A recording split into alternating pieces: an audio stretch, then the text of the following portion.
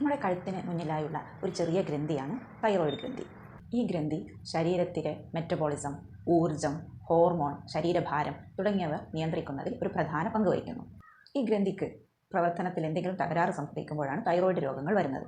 ഇത് പ്രധാനമായും 2 തരത്തിലാണ്. ഹൈപ്പർ തൈറോയിഡിസം അഥവാ തൈറോയിഡ് ഹോർമോൺ കൂടിയാലുണ്ടാകുന്ന ബുദ്ധിമുട്ട്. അടുത്തതാണ് ഹൈപ്പോ തൈറോയിഡിസം, തൈറോയിഡ് ഹോർമോൺ കുറഞ്ഞാലുള്ള ഉണ്ടാകുന്ന അവസ്ഥ. ഈ ഹൈപ്പർ തൈറോയിഡിസത്തിനെയും ഹൈപ്പോ തൈറോയിഡിസത്തിനെയുമാണ് നമ്മൾ സാധാരണയായി തൈറോയിഡ് രോഗങ്ങൾ എന്ന് പറയുന്നത്. ഹൈപ്പോ തൈറോയിഡിസം ഉള്ളപ്പോൾ സാധാരണ കാണുന്ന ലക്ഷണങ്ങളാണ് വളരെയധികം ക്ഷീണം, ഭാരം കൂടുക, തണുപ്പ് സഹിക്കാൻ ബുദ്ധിമുട്ടുള്ള അവസ്ഥ, മലബന്ധം, സ്ത്രീകൾക്കാണെങ്കിൽ ആർത്തവ ക്രമക്കേടുകൾ, മുടി കൊഴിച്ചിൽ തുടങ്ങിയവ.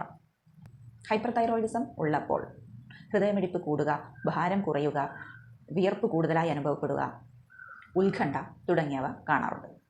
സ്ത്രീകളിലാണ് തൈറോയിഡ് രോഗങ്ങൾ കൂടുതലായും കാണുന്നത്. ഹൈപ്പർ തൈറോയിഡിസം ആണെങ്കിലും ഹൈപ്പോ തൈറോയിഡിസം ആണെങ്കിലും ആർത്തവ ക്രമക്കേടുകൾ അതിൻ്റെ കൂടെ കാണാറുണ്ട്. സ്ത്രീകളിൽ പ്രത്യേകിച്ചും 20-നും 50-നും ഇടയിലുള്ള പ്രായത്തിലാണ് തൈറോയിഡ് രോഗങ്ങൾ കൂടുതലായും വരുന്നത്. ഹോമിയോപ്പതിയിൽ വളരെ ഫലപ്രദമായ തൈറോയിഡ് രോഗങ്ങൾക്കുള്ള മരുന്നുകൾ ലഭ്യമാണ്. ഹോമിയോ മരുന്നിനോടൊപ്പം ജീവിതശൈലിയിൽ ഉണ്ടാകുന്ന മാറ്റവും കൊണ്ടുവരികയാണെങ്കിൽ വളരെ ഫലപ്രദമായി തന്നെ നിങ്ങളുടെ രോഗാവസ്ഥ മാറ്റിയെടുക്കാവുന്നതാണ്. ഇത്തരത്തിലുള്ള ലക്ഷണങ്ങൾ ഉണ്ടെങ്കിൽ ഒരു രക്തപരിശോധന നടത്തി ഒരു ഡോക്ടറുടെ സേവനം തേടേണ്ടത് വളരെ പ്രധാനമാണ്.